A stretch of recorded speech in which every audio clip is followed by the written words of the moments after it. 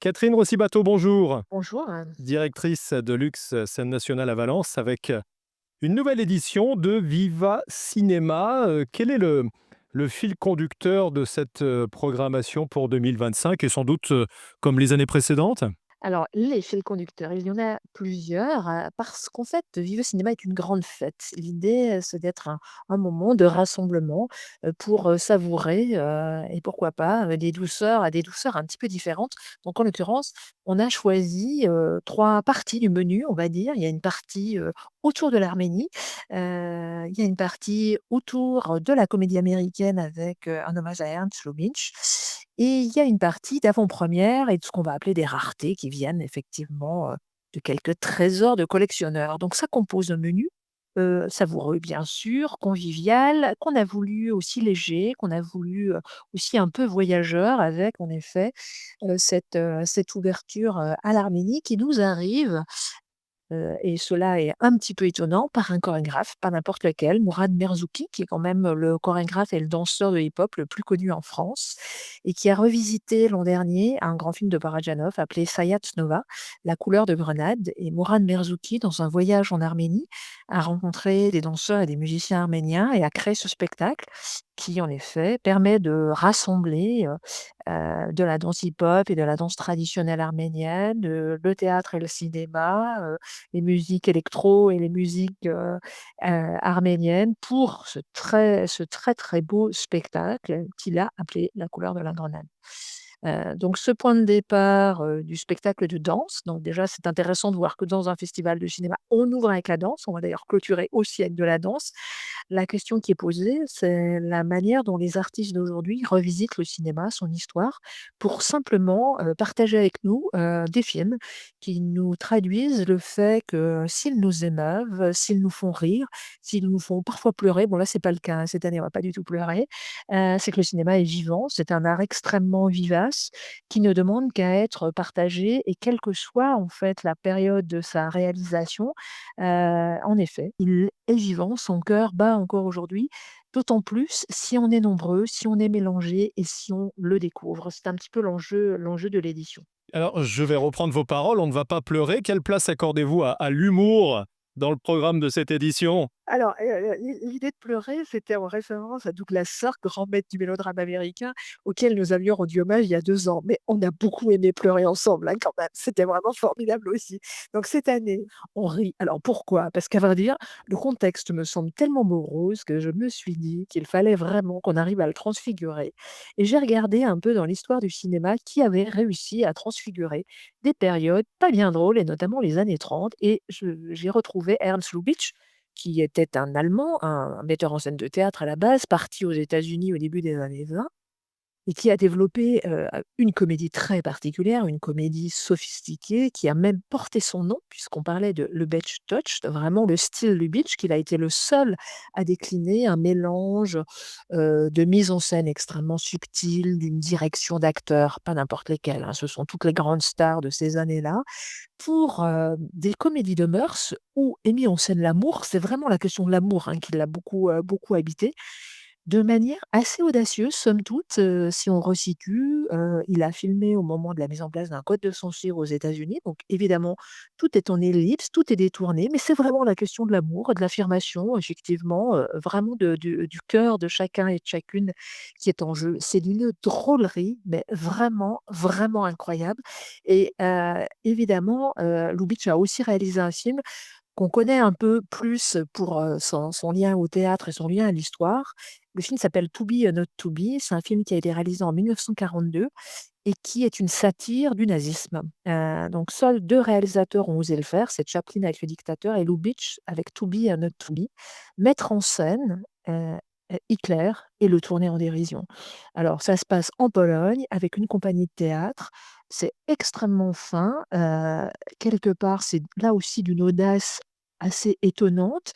Vraiment, vraiment et je trouve que c'est salvateur aussi de voir comment le cinéma peut nous donner un regard sur un temps présent. Là, c'était des années 40, mais aujourd'hui encore, qui peut-être fait du bien parce que peut-être que ça ouvre des perspectives qu'on n'imagine pas Mais que ça invite à réfléchir par un mode assez détourné tout de même. En tout cas, To be or not to be, c'est vraiment très, très savoureux. Évidemment, c'est Shakespeare qui est au cœur de tout ça. C'est un jeu sur le vrai, le faux, l'amour, là aussi l'amour bien sûr. Voilà. Vous parliez, Catherine, tout à l'heure de, la rencontre, que vous provoquez entre la danse et le cinéma. Il y a aussi un dialogue entre cinéma et musique, hein. Il y a une synergie que vous cherchez à créer aussi entre ces 2 disciplines. Oui, toujours. Alors, on invite Nathanaël Bergès qui va nous inviter à revisiter Buster Keaton.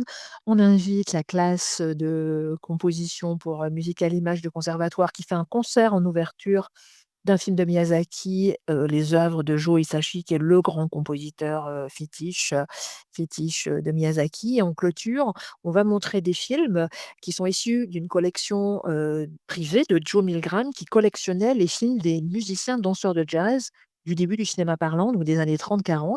La plupart sont des noirs américains, dansent évidemment les claquettes comme des dieux, chantent avec des musiciens de jazz incroyables. Ça, c'est le film de clôture. Donc là aussi, c'est la mise en scène de la musique et de l'image au cinéma. Donc c'est une façon, voilà, un peu différente des ciné-concerts qu'on a pu montrer ces dernières années. Mais c'est toujours extrêmement intéressant de voir comment le cinéma, c'est une chambre d'écho aussi pour les autres disciplines artistiques et que, ces dialogues, ces allers-retours sont toujours, très féconds. Alors, on va renvoyer évidemment vers, le site officiel pour avoir, un aperçu plus détaillé du programme qui est très, très riche en invités aussi. Voilà, alors des invités, alors en plus cette année en effet, on a des grands invités. J'ai parlé de Mourad Merzouki tout à l'heure, je citerai également Thierry Frémaux. Thierry Frémaux qui est directeur de l'Institut Lumière à Lyon, mais qui est aussi le délégué, général du Festival de Cannes depuis une quinzaine d'années, qui est donc, un grand cinéphile, amateur de cinéma et qui quelque part aussi fait le grand écart entre le patrimoine Lumière, donc le début, l'invention du cinématographe Lumière et la création mondiale, la plus, créative aujourd'hui. Donc Thierry vient présenter en avant-première mondiale son film qui s'appelle «Lumière, le cinéma», qui est, un film où il raconte en effet, l'invention des frères Lumière et là aussi l'actualité de leur invention esthétique. Parce qu'on pense souvent aux frères Lumière avec un dispositif, le cinématographe, donc un dispositif de prise de vue et de diffusion, mais ils ont aussi inventé une façon de filmer le réel et ils ont aussi inventé un rapport du cinéma du monde en envoyant dans le monde entier des opérateurs qui ramenaient à ce moment-là des images de contrées très lointaines que les gens n'avaient jamais vues et surtout pas en images en mouvement. Donc c'est quelque chose de très fort en fait que l'invention des frères Lumière et là Thierry a fait restaurer, une nouvelle partie du patrimoine. C'est tout juste sublime. Je n'ai vu qu'une partie du film à Cannes l'an dernier parce qu'il l'a présenté, mais c'est magistral. C'est vraiment magistral que de voir ces images qui sont celles de la naissance, mais qui sont celles du cinéma de toujours en quelque sorte.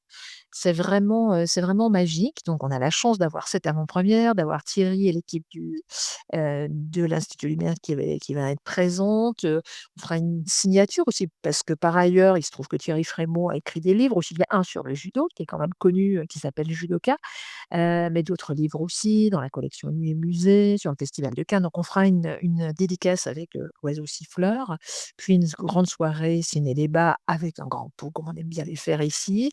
Nous aurons Raymond Despardons aussi qui va venir, présenter un de ses premiers films sur la photographie. Alors là, c'est l'avant-première d'une nouvelle restauration de film, Des années déclic, donc c'est un film qui raconte, ses débuts de photographe. Lui, l'enfant de paysan de la Haute-Saône, parti à l'agence Magnum est devenu, à 16 ans, un photoreporter, extrêmement important, puis grand cinéaste. Donc ça, là aussi, un dialogue entre photographie, et cinéma et un grand, grand monsieur que nous aurons vraiment, le bonheur d'avoir, auprès de nous. Et puis tous les films présentés avec des gens qui ont restauré des films, des gens qui viennent de Cinémathèque, Gaëlle Rouard qui est une cinéaste, assez proche de nous puisqu'elle est dans le Trièves, qui fait encore des films, argentiques, qui travaille le cinéma de manière très artisanale en filmant la nature autour d'elle, va exposer des films argentiques bien sûr, des photographies. Elle propose une projection en 16 millimètres. Alors ça, c'est vraiment exceptionnel. Il faut venir voir ça et entendre le bruit du 16 millimètres encore dans la salle. Voilà, donc tous les jours, des invités, des rencontres, notre assemblée de jeunes spectateurs qui est très impliquée et qui, se fait un plaisir aussi de vous accueillir à Lux. Une fête, je vous disais. Hem, je voulais finir avec ça tout de même. Les jeunes spectateurs jouent un rôle actif pendant le festival. Vous cherchez vraiment chaque année à les impliquer davantage dans les différentes éditions? Oui, l'assemblée des jeunes cinéphiles, on l'a créée il y a 3 ans. Maintenant, c'est devenu une assemblée de jeunes spectateurs parce que du cinéma, ils sont passés au spectacle. C'est ça le petit changement de nom et chaque année, on leur propose d'être acteurs, en fait, dans Viva Cinéma. Donc là, en l'occurrence, cette année, ils vont beaucoup animer les réseaux sociaux, ils vont faire des interviews, de spectateurs. Donc là, ils commencent à se former à ça. Ils vont faire des interviews d'invités et en fait, en quelque part, on les accompagne pour qu'ils réussissent ce qu'ils ont envie de faire. En les invitant à découvrir évidemment Air Beach, ils en avaient, quasiment jamais entendu parler, encore que peut-être l'un ou l'autre, mais c'est vraiment l'idée qu'ils deviennent acteurs en fait, à Lux. Eh bien, tout le programme vous allez d'ailleurs nous rappeler, le site, c'est, bah, tout simplement celui de Lux à Valence et on a toutes les infos. Vous avez toutes les infos. Un très joli teaser aussi, chaque année nous mobilisons une jeune réalisatrice qui nous a fait un joli teaser que je vous invite à découvrir, qui invite à rire plutôt. Eh ben, on va le partager. Merci Catherine Rossi-Bateau, directrice de Lux Scène Nationale à Valence. À très, très bientôt.